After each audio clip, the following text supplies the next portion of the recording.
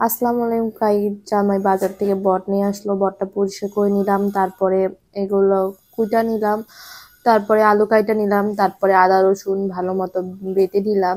নেওয়ার পরে এই যে বাটা কষার লুক সবগুলো একসাথে করে লুক নিলাম আর কি, কেমন লাগতেছে এটা দেখার জন্য। তারপরে হচ্ছে কড়াইয়ে তেল দিয়ে দিলাম।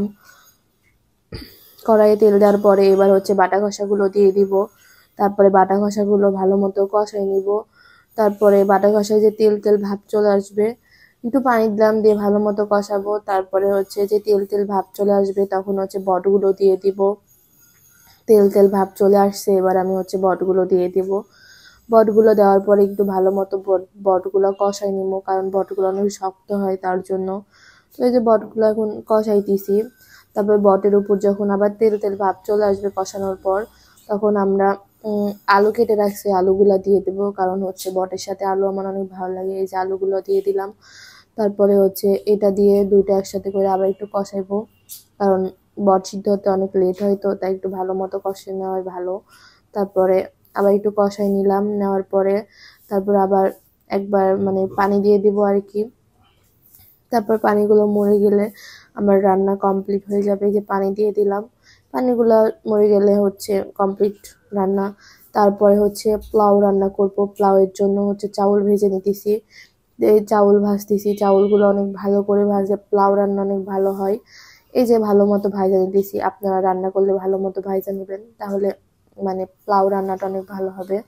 তো এই যে ভাত ভালো মতো ভাজা নিয়েছিলাম 5 মিনিট ধরে।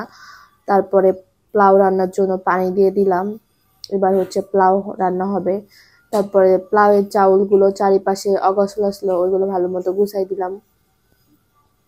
তারপরে আমার পোলাও রান্না কমপ্লিট হয়ে যাবে এখন। তারপরে হচ্ছে এদিকে আইসা হচ্ছে সালাদ রেডি করতেছি। এই যে দেখেন শশার উপর কেমনে ডিজাইন করতেছি। আমি দেখতাম যে আমাদের বাসায় কোনো মেহমান আসলে আম্মুরা এইভাবে ডিজাইন করতো, তো আমিও ভাবলাম একটু করি, তো আমি করলাম। তারপরে এই যেগুলো ডিজাইন করলাম, কত সুন্দর লাগতেছে দেখতে। তারপরে শশাগুলো কাটা নেওয়া হয়ে গেছে, এবার হচ্ছে আমি টমেটো কাটবো। তারপরে টমেটো কাটার জন্য টমেটো নিয়ে টমেটো কাটলাম। তারপরে কাটা শেষ, এবার আমার পোলাও হয়ে গেছে। এবার জামাইয়ের জন্য পোলাও বাড়তেছি, জামাইরে খাইতে দিব, তাই হচ্ছে পোলাও রেডি করতেছি। তারপরে পোলাও দেওয়া শেষ, এবার একটু বট দিব। বট দিলাম এই যে একটু। তো গাইস, সবাই ভালো থাকবেন, সুস্থ থাকবেন, আর নেক্সট ভিডিও দেখার জন্য রেডি থাকবেন।